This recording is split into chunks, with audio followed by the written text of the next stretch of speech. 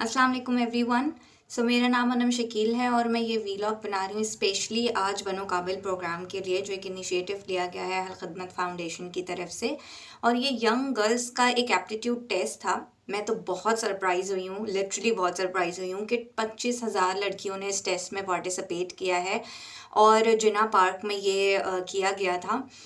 बस मैं अभी इवेंट अटेंड करके आई हूँ तो मैंने सोचा एक वीलॉग बनाऊँ और उसमें हम बात करें कि गर्ल्स राइट्स या गर्ल्स की एजुकेशन जो है वो कितनी इम्पोर्टेंट है। तो मुझे लगता है कि हम कहते हैं कि कराची, इस्लामाबाद, लाहौर जो बड़े शहर हैं उनमें लड़कियों की पढ़ाई बहुत आसान है, और जो अंडर प्रिविलेज्ड एरियाज़ हैं या सिटीज़ हैं वहाँ पे लड़कियाँ इतनी ज़्यादा आगे नहीं आती। तो मैं आपको बताऊँ कि ये बहुत इम्पॉर्टेंट है कि जितनी भी हमारी लड़कियां हैं वो आगे बढ़ें। ये ना सोचें कि हम किस शहर से हैं, किस एरिया से हैं। मैंने बहुत सारी लड़कियों को देखा, कोई लड़की जो है वो कोरंगी के एरिया से आई हुई थी, कोई लड़की जो है वो खुदादाद कॉलोनी से आई हुई थी, कोई लड़की मैंने पर्सनली उनसे इंटरेक्ट इसीलिए किया कि मैं जान सकूं कि कौन कौन से एरिया से। ऐसा तो नहीं है कि सिर्फ जो करीब के एरियाज़ हैं उनसे लड़कियां आ गई हैं और वो इस टेस्ट में पार्टिसिपेट कर रही हैं। क्या यहाँ पे इस टेस्ट में तमाम ख़वातीन की रिप्रेजेंटेशन हुई है, तमाम यंग गर्ल्स की रिप्रेजेंटेशन हुई है, तमाम एरिया से रिप्रेजेंटेशन हुई है। तो मुझे ये जानकर बहुत खुशी हुई कि इन 25,000 लड़कियों में हर एरिया की लड़कियां मौजूद थीं और वो टेक्नोलॉजी में आगे बढ़ना चाहती हैं, वो टेक्नोलॉजी को सीखना चाहती हैं। तो ये एक बहुत अच्छी, एक बहुत खुशाइन बात है कि अगर लड़कियां पढ़ेंगी, अगर लड़कियां आगे बढ़ेंगी तो वो पाकिस्तान की इकोनॉमी में भी पार्टिसिपेट करेंगी और इकोनॉमिक एम्पावरमेंट के लिए ही ये सारे इनिशिएटिव्स लिए जा रहे हैं। तो मैं बहुत खुश हूँ इस तरह के इनिशिएटिव से, और मैं पर्सनली इस तरह के इवेंट्स पे अपनी पार्टिसिपेशन मेक श्योर ज़रूर करती हूँ, क्योंकि मैं खुद एक ग्लोबल वुमेन अवार्ड टेक के नाम से एक अवार्ड्स होते हैं जिसकी मैं ओनली पाकिस्तानी विनर हूँ।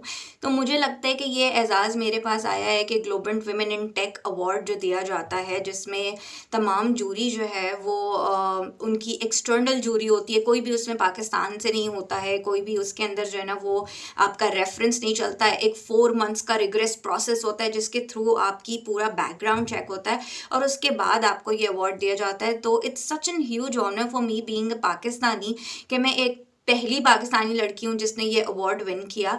और अल्हम्दुलिल्लाह अल्लाह ताला ने मुझे बहुत ज़्यादा नवाजा, और जब मैंने अपनी नीयत साफ़ रखी, मैंने अपनी पढ़ाई कंप्लीट की, मैंने इसी तरीके के इनिशिएटिव्स में पार्टिसिपेट करना शुरू किया। पहले ये मुझे लगता था कि पढ़ना सिर्फ मेरे लिए ज़रूरी है, मैं इसलिए पढ़ती थी। जब मैंने पढ़ाई शुरू की तो मेरे लिए सिर्फ पढ़ना ज़रूरी था, क्योंकि मेरी मदर का ये ख्वाब था कि मैं एक अच्छी स्टूडेंट बनूँ, एक गोल्ड मेडलिस्ट बनूँ। तो मैंने सिर्फ ये सोचकर पढ़ाई शुरू की, लेकिन जैसे जैसे मैं बड़ी होती गई तो मुझे समझ आता गया कि सिर्फ खुद के लिए नहीं करना है बल्कि दूसरों के लिए भी कुछ करना है। तो इसीलिए मैं यंग गर्ल्स के जितने भी इवेंट्स हैं, आप मोस्टली मेरे इवेंट्स देखेंगे जहाँ पे मैं गर्ल्स की एजुकेशन के ऊपर बात हो, उसके लिए मुझे बुलाया जाता है बात करने के लिए।